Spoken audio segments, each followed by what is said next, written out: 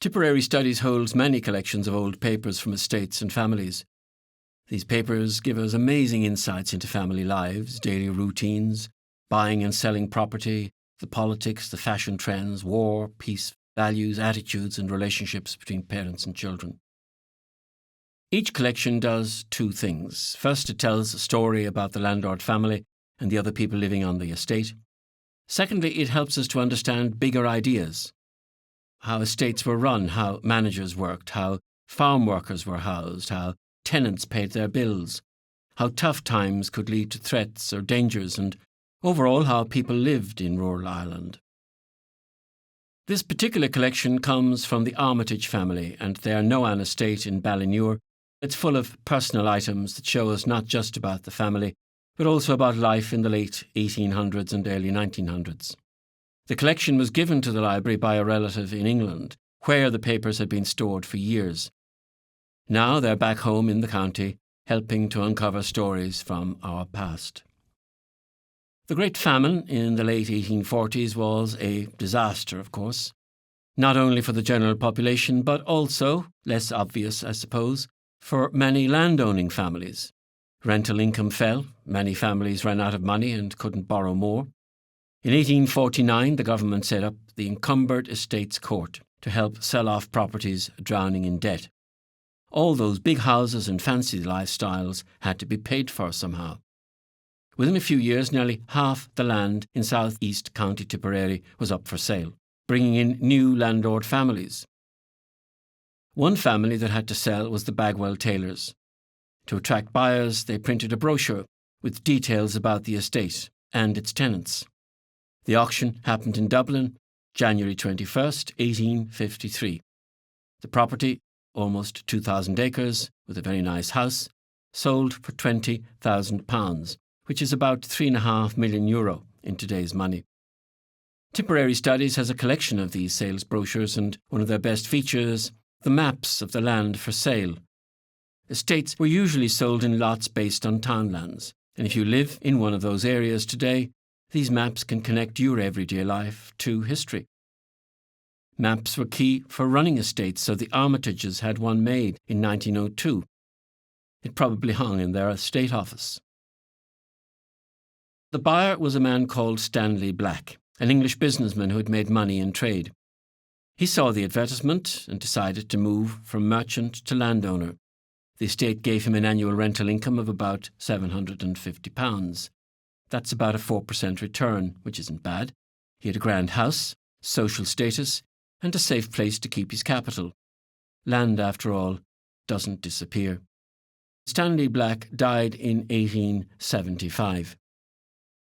In 1860, his daughter and heir married Dr. Thomas Rhodes Armitage. He was famous in his own right for his work helping blind people, and his family carried on that legacy. He died in 1890, and this collection of papers mainly focuses on his son Frederick. Frederick was just 23 when he took over the estate. Luckily for us, Frederick liked to keep everything on paper, and he saved it all. This lets us peer into things we'd otherwise never know. Daily routines, family chats, how he handled workers, how he dealt with big changes. And his life had plenty of those, including one of his workers being accused by the IRA of being a spy and killed.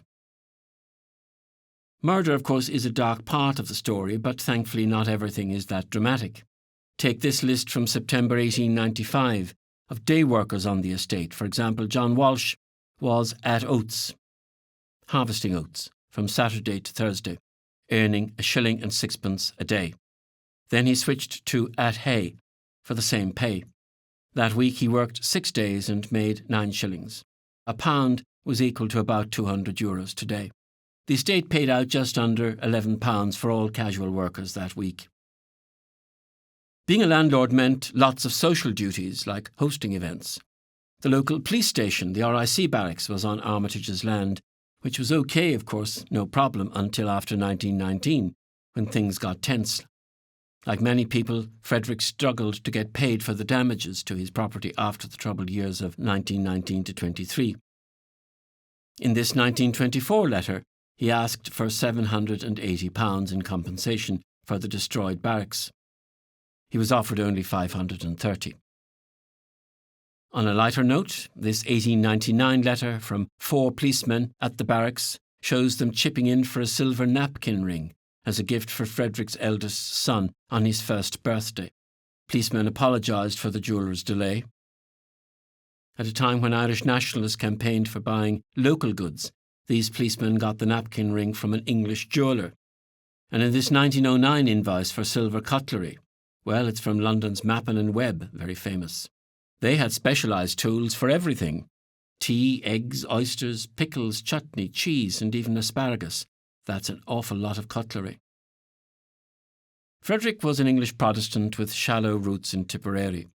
In 1885 he was given permission to carry a double-barrelled gun, because Ballinure was still under the 1881 Peace Preservation Act, a law meant to control the Land League. Fast forward to 1916, and amid rebellion, he needed special permission to send his daughter Doris back to school in Cheltenham in England.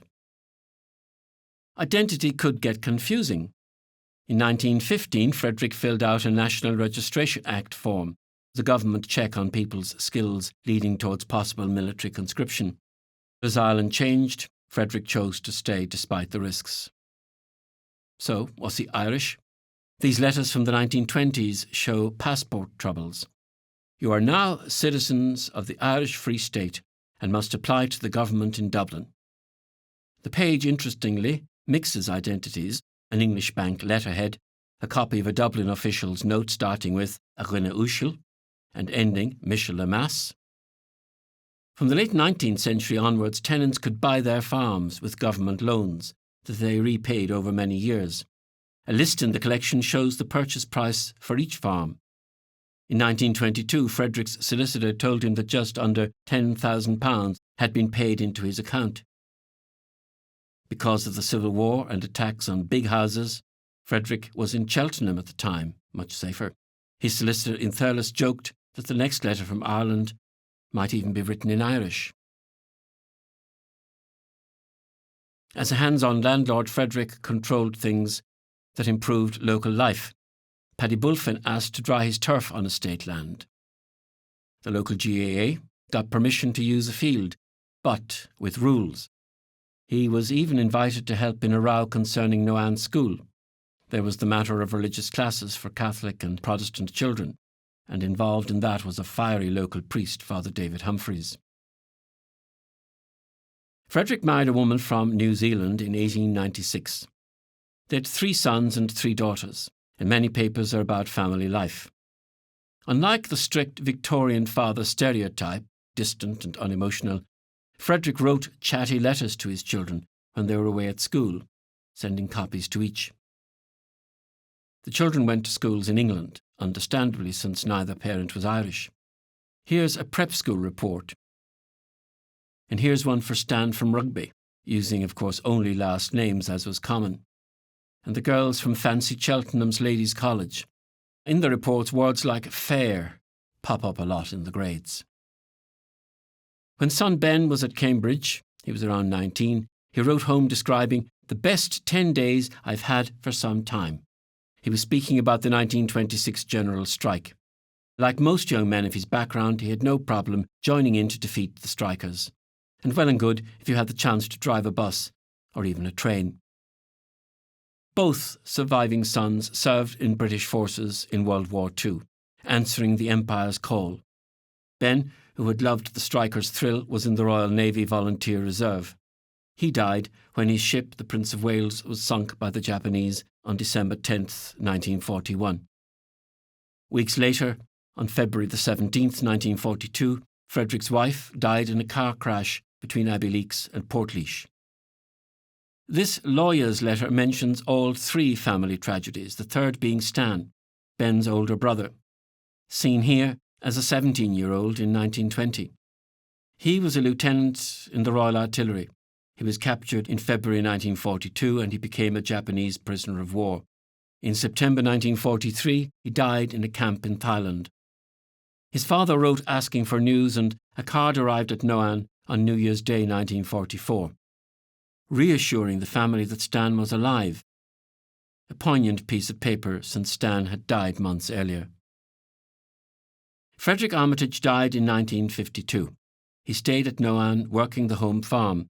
He kept daily journals, always starting with the weather. For example, on August the 25th, 1936, the day very fine, ending with his daughter Doris picnicking on Sliabh na Món, but not reaching the top. This brief overview shows just a fraction of what the Armitage collection contains. Every estate or family collection is unique, but together they open many pathways to the past. By reading them, we can hear the voices of ordinary people, understand big historical events, and see how life in rural Ireland has changed over time.